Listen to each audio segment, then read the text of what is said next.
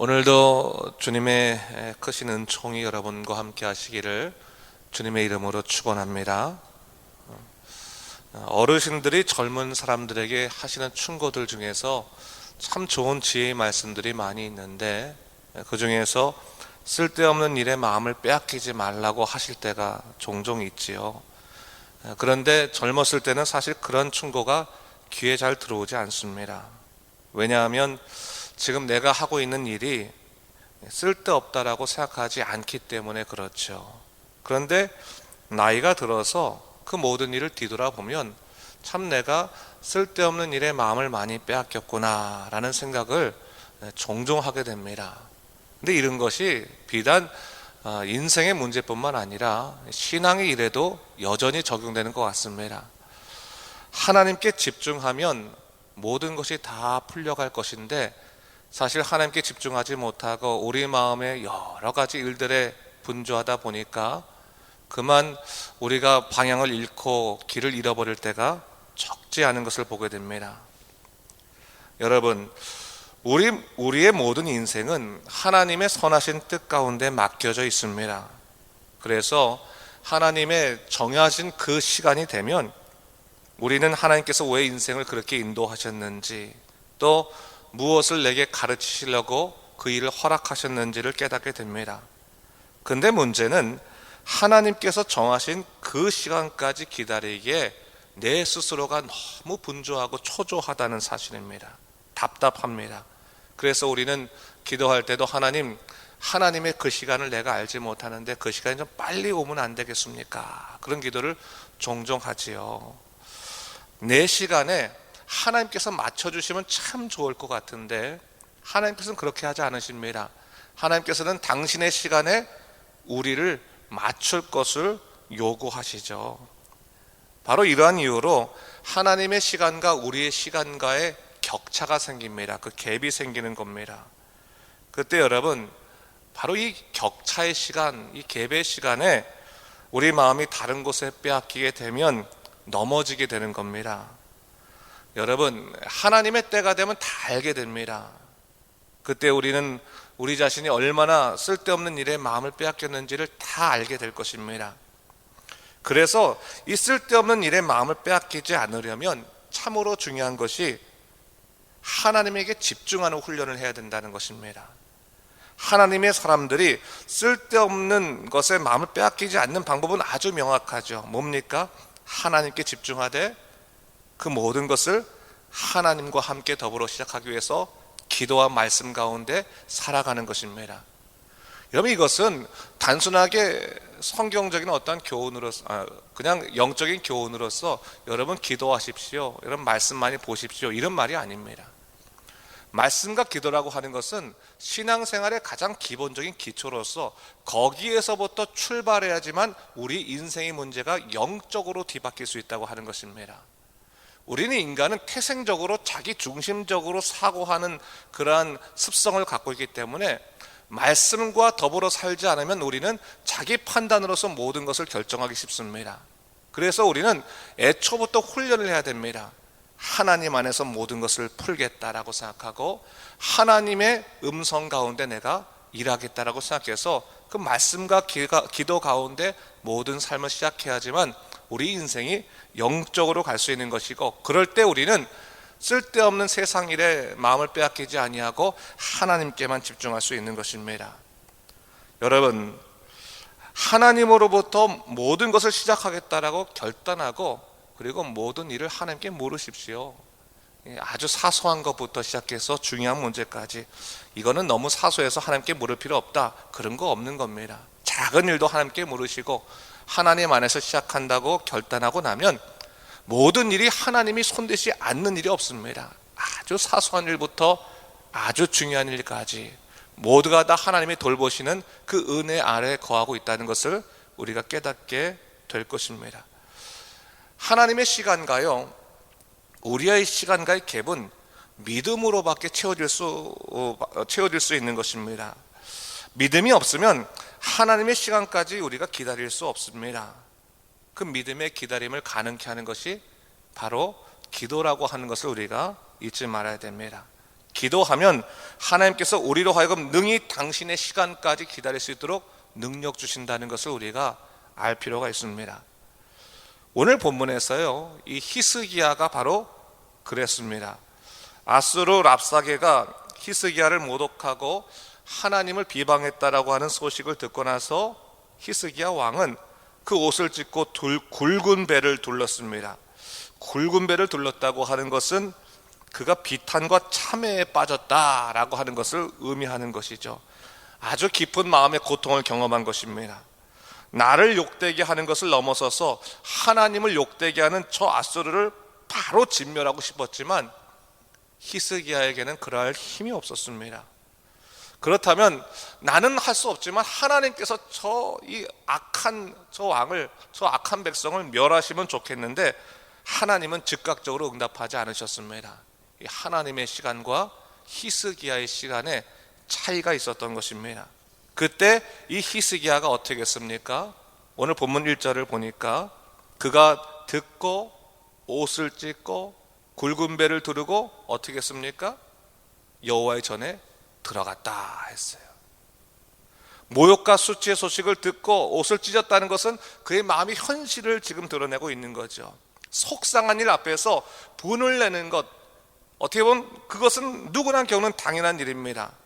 그런데 그 이후의 모습이 히스기야와 다른 왕들과의 이 차이를 보여주고 있는 것인데, 화가 났을 때 다른 왕들은 어떻게 하겠습니까? 어떠한 일이 앞에 기다리고 있을지 모르지만 그 비통하고 분노할 만한 소식 앞에서 베옷을 입지 않고 갑옷을 입었을 것입니다. 전쟁터에 백성들을 데리고 나가서 우리가 한번 싸워보자 하면서 앞으로 나갔을 것입니다. 어쩌면 그러한 모습들이 이 백성들이 원하는 강한 지도자 상이었을지도 모릅니다. 하지만 히스기야는 그렇게 하지 않았습니다. 그는 굵은 배를 입고 베옷을 입고 여호와의 전에 들어갔습니다. 그리고 모든 것을 다 내려놓고 하나님께 기도하기 시작했던 것입니다. 여러분, 히스기야의 위대성이라고 하는 것은 다른 데 있지 않았습니다. 그는 모든 인생의 고통의 문제를 하나님 안에서 풀고자 했던 사람입니다. 모든 판단과 행동에 앞서서 하나님 앞에 먼저 무릎을 꿇는 자의 모습이 이 히스기야였다고 하는 것을 성경은 증거하고 있는 것입니다. 자기의 시간과 하나님의 시간이 다르지만 그 하나님의 뜻을 알기 위해서 하나님의 전에 가서 무릎을 꿇었던 사람이 바로 히스기야였다는 사실입니다. 오늘 본문을 보니까 히스기야가 신하들과 제사장을 선지자 이사야에게 보냈습니다. 이것은 뭡니까? 하나님의 말씀을 듣겠다라고 하는 거죠. 그 자신은 여호와의 전에 가서 무릎 꿇어 하나님께 기도하고, 그리고 신하들과 제사장들은 선자 이사야에게 보내서 하나님의 말씀을, 하나님의 뜻을 구하고 있는 것을 볼 수가 있습니다. 3절을 보게 되니까 그들이 선지자 이사야에게 가서 말하는 것을 보게 되는데 히스기야의 말을 전하죠. 오늘은 환난과 징벌과 모욕의 날이라. 아이가 낳을 때가 되었으나 해산할 힘이 없도다. 철저하게 그 자신들의 무력함을 고백하는 거죠. 그리고 아수르의 신복들을 통해서 하나님께서 어떻게 비방을 받으셨는지도 선자 이사야에게 전했습니다. 너무 속상해서, 너무 분해서 이사야 앞에 그 모든 일을 지금 말하고 있는 것입니다. 근데 여러분, 이것은요, 히스기야의 신하들이 선자 이사야에게 지금 하고 있는 말이지만 사실 본질적으로는 어떠한 것을 의미하는 거냐면, 성도들이 그 상한 심령을 하나님께 나아가서 토로하는 것과 같은 그 의미를 갖고 있는 것입니다. 여러분, 우리가 속상하면 누구를 찾습니까? 내 친구들, 세상 친구들, 내 마음을 좀 들어줄 친구들, 내 마음을 좀 속상한 것을 달래줄 사람들을 먼저 찾지 않습니까? 그런데 오늘 히스기야는 그러지 않았다는 거예요. 자기 마음을 세상에 풀지 아니하고 하나님에게 풀어낸다는 거죠. 하나님께 다 토로하는 것입니다. 자기의 무력감들, 자기의 모욕감들, 자기의 수치심들, 그 모든 인생의 문제를 하나님께 토로하기 시작했다는 거예요. 하나님, 제 문제는 이렇습니다. 저는 이렇게 연약합니다. 저는 이렇게 무력합니다. 여러분, 하나님의 사람들이 인생을 풀어내는 첫 번째 단추가 바로 여기 있습니다. 자기의 모든 문제를 하나님 앞에 풀어낸다는 것입니다. 하나님 앞에 다 내어놓고, 하나님, 저는 바로 이런 사람입니다, 제 문제는 이렇습니다 라고 하는 것, 거기서부터 문제가 해결되기 시작한다는 사실입니다. 오늘 선지자 이사야가 실망으로 가득 찬 이 사람들에게 응답하고 있는 것을 볼 수 있는데, 본문 6절 7절 말씀이죠. 다 같이 한번 우리 읽어보도록 하겠습니다. 본문입니다. 이사야가 그들에게 이르되 너희는 너희 주에게 이렇게 말하라. 여호와의 말씀이 너는 아수르 왕의 신복에게 들은 바 나를 모욕하는 말 때문에 두려워하지 말라. 내가 한 영을 그의 속에 두어 그로 소문을 듣고 그의 본국으로 돌아가게 하고 또 그의 본국에서 그에게 칼에 죽게 하리라 하셨느니라 하더라 했어. 하나님께 토로하니 하나님으로부터 응답을 듣는 것입니다. 낙심 속에서 하나님의 뜻을 구한 그들에게 주의 말씀이 임했습니다. 그리고 그 주님의 말씀은 너무나도 명확했습니다. 너희들은 나를 모욕하는 말 때문에 두려워하지 말라. 이 말은 뭡니까? 너희 마음을 쓸데없는 것에 빼앗기지 말고 두려워하지 말아라. 내가 때가 되면 반드시 그를 심판할 것이다 라는 것을 이야기해 주십니다.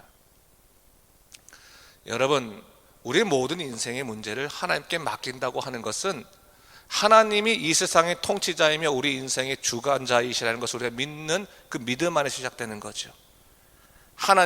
하나님께서 모든 것을 하셔야 되지 않겠습니까 하고 무릎 꿇어 기도하기 시작하면 그 시간은 언제인지 모르지만 그 결과는 명확한 겁니다. 항상 그것을 생각해야 되는 거예요.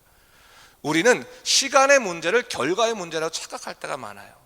왜 내가 정해진 시간대에 이루어지지 않을까라고 하는 것을 응답되지 않았다고 생각합니다. 근데 여러분, 하나님의 응답은 항상 명확합니다. 단지 우리의 시간과 차이가 있을 뿐입니다. 그 시간의 차이는 우리가 믿음으로 극복해야 되는 겁니다. 믿음으로 기다릴 수 있어야 되는 것입니다. 하나님은 언제나 명확하신 분이죠.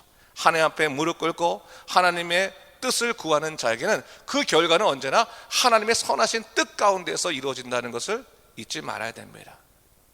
우리 스스로가 하나님의 뜻을 구하지 못하고 미리 포기하고 저는 하나님의 뜻 가운데서 일하지 않을랍니다 라고 하면 하나님의 응답을 듣지 못하지만, 어떠한 일이 있더라도 저는 하나님 안에서 응답을 듣고 싶습니다 라고 하면 하나님의 응답은 반드시 우리에게 임하게 됩니다. 그래서 다른 것에 마음을 빼앗기면 안 되는 거예요. 주님의 말씀을 붙들고 그리고 주님의 때를 바라보며 기다릴 수 있는 것이 바로 영적인 기본 원칙이다라고 하는 것을 다시 한번 우리가 기억할 필요가 있겠습니다.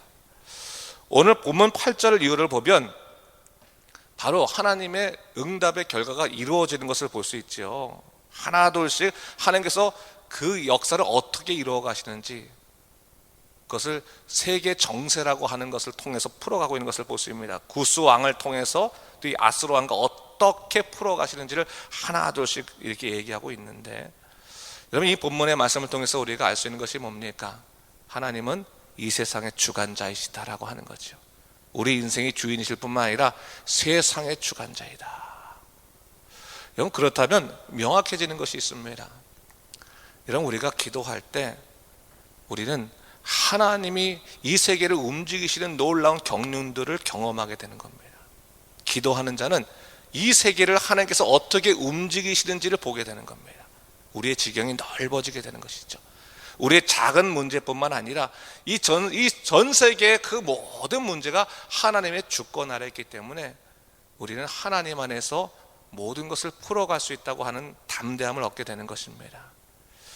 사랑하는 여러분, 오늘 본문의 말씀을 다시 한번 기억하시고 하나님에게 집중하신 것을 잊지 않으셨으면 좋겠습니다. 하나님을 바라보고 하나님 가운데서 문제를 풀겠다라고 한다면 하나님께서는 반드시 우리들에게 당신이 살아계시며 우리와 함께 하신다는 임마누엘의 하나님이라는 것을 보여주실 것입니다. 그 놀라운 하나님의 역사를 누리시는 여러분 되시기를 주님의 이름으로 축원합니다. 기도하겠습니다. 주 하나님 아버지 감사합니다. 오늘 이 새벽에 우리를 주의 전으로 불러주시고 다시 한번 이 세계의 주관자이신 하나님, 우리 인생의 주인이신 하나님의 그 능력들을 우리가 의지하게 하시니 감사합니다. 때때로 하나님의 시간과 우리의 시간이 달라서 마치 하나님이 이루실 놀라운 역사들도 우리의 불신앙 속에서 다 가리는 경우가 있음을 고백합니다. 주님, 하나님을 전적으로 의지하고 주님께 맡길 수 있도록 인도하여 주시옵소서. 하나님이 이루실 일들을 소망하며 우리가 믿음으로 그때를 기다릴 수 있도록 인도하여 주시옵소서. 그래서 오직 우리 인생은 하나님께서 주관하신다는 것을 고백하고 또 깨달을 수 있는 귀한 일들이 우리 삶 가운데 넘칠 수 있도록 인도하여 주시옵소서. 감사드리며 이 모든 말씀 우리 주 예수 그리스도 이름으로 기도드립니다. 아멘.